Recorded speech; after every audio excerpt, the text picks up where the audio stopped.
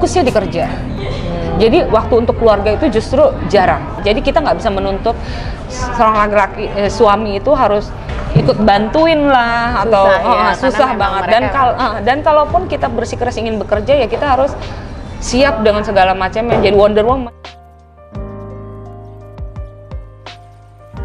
Terus setelah ketika di sana gitu memang ayah tuh tipikal, kita kan juga kurang tahu ya Bunda, kayak dari sisi budaya Korea itu sendiri itu kayak biasanya kalau yang, karena kan yang kita nonton kan kalau di drama-drama doang kan, di drakor kan kayak kelihatannya kayaknya romantis semuanya ya romantis dan kayaknya perhatian kayak gitu kan. Nah sebenarnya kalau sebenarnya nih kita tanya nih yang suaminya benar-benar dari orang Korea tuh gimana sih sebenarnya karakter pria Korea itu? Sebenarnya kembali ke pribadi masing-masing sih ya, tapi kalau menurut aku rata-rata cowok Korea itu memang pada saat sebelum menikah dia akan gimana caranya ngambil hati perempuannya dengan berbagai event-event sih.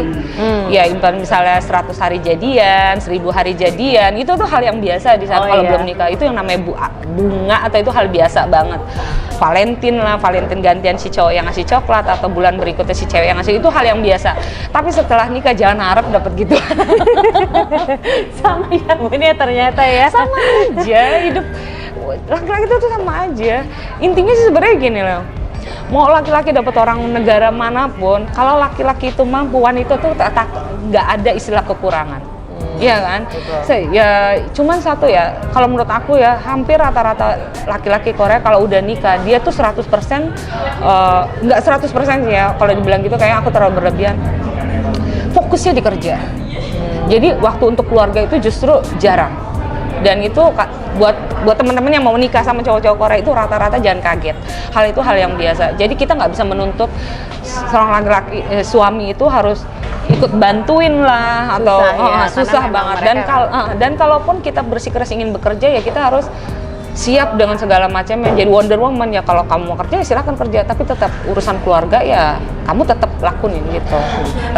Terus kan kalau seandainya Bunda gitu ya sama ayah, nah itu kan pasti kan kayak ada perbedaan makanan lah ya. Nah kan dan di saat itu kan Bunda harus nyiapin buat ayah. Nah itu gimana tuh Bun prosesnya? Awalnya enak nggak enak, aku memang belajar sendiri sih untuk masakan sendiri. Aku belajar dari kayak kan ada apa ya, misalnya masak sayur kimchi ya kan, lewat internet tuh ada, walaupun aku nggak ngerti kan ada foto-fotonya, misalnya apa dulu dimasukin, apa dulu, aku ngikutin sesuai foto. Terus kedua, atau aku beli misalnya Indomie atau masakan yang instan, aku lihat belakangnya, oh yang dimasukin ternyata bumbunya ini aja tuh. Belajarnya sih dari situ. Kalau diajarin sama mertua sih nggak sama sekali, dulu sih nggak. Jadi bisa. Dan kalau di sana memang kalau memang sudah menikah sudah dianggapnya mandiri dan mulai ini ya Bu. Iya betul. Kayak apa hubungan antara mertua dan anak juga agak terbatas atau gimana? Dibilang terbatas enggak. Jadi mertua itu jarang bantu kita, tapi kita yang harus tetap care ke mereka. Oke. Nah, misalnya aku justru ya yang sampai sekarang nggak habis pikir, ulang tahun anak nggak terlalu terfikirkan. Tapi ulang tahun orang tua itu harus kita ingat sepanjang masa. Misalnya, ulang tahun si ibu mertua tanggal berapa, ulang tahun ibu kita pun kadang kita lupakan ya. Bukan sebenarnya nggak boleh kayak gitu, tapi memang kalau harus mengingat semua itu kepala itu kayaknya nggak cukup satu itu. Jadi ulang tahun ibu mertua tanggal sekian, ulang tahun bapak mertua tanggal sekian, itu tiap tahun kita harus ingat. Dan kalau seandainya belum lagi ada leluhur-leluhur yang sudah meninggal duluan tuh kita ada istilah kayak, kalau di Korea apa ya bilang kayak sesembahan. Sebenarnya hanya untuk menghormati sih. Kalau di sini tuh agak mereka juga berarti masih nge-hold banget ya tradisinya ya. Berarti nggak yang semodern itu juga ya. Dan itu pun harus dilakukan biasanya tuh menantu yang capek. Menantu karena tuh kan harus si ayah kan sibuk untuk kerja, jadi memang fokusnya di situ. Jadi kalaupun kerja datang bareng, si ayah nggak ngapa-ngapain, jadi ibu mertua dan menantu yang masak. Masak, lebih dimasak ya Bun ya. Terus lebaran mereka juga sama. Jadi ada peraturannya seperti ini. Datangnya ke mertua dulu, baru ke keluarga kita. Gitu kalau yang sama-sama orang Korea ya. Tapi kalau orang yang mertua, misalnya suami kan mertuanya di sini ya.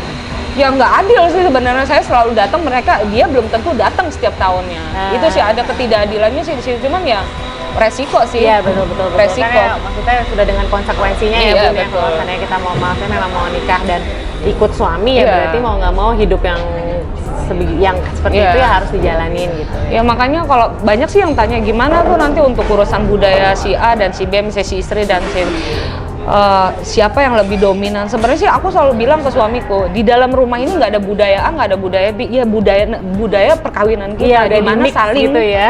saling mengerti. Kalau misalnya lebih berat misal ke Indonesia, pasti ada aja yang merasa kok gini. Terus aku juga merasa karena setiap hari aku di Korea, setiap hari aku selalu yang namanya harus mengerti dengan budaya mereka. Itu ada sih rasa kejenuhan sendiri, tapi ya udah konsekuensinya. Sudah lewat ya Bun ya. Sekarang udah berapa tahun Bun pernikahan? Aku nikah 16-an udah. Udah 16 tahun ya. Berarti kayak yang kayak adaptasi yang berbau adaptasi Iya. tapi Bunda udah bisa lewatin lah ya. Jadi udah bukan istilah budaya A budaya B lagi, ya udah memang kesehariannya seperti itu. yang emang udah nyemplung ke situ ya Iya. harus jalanin semuanya Iya. gitu ya. Kalau mikirin saya orang Indonesia, saya nggak akan hidup di situ. Iya, iya. Sumpah nggak akan bisa hidup.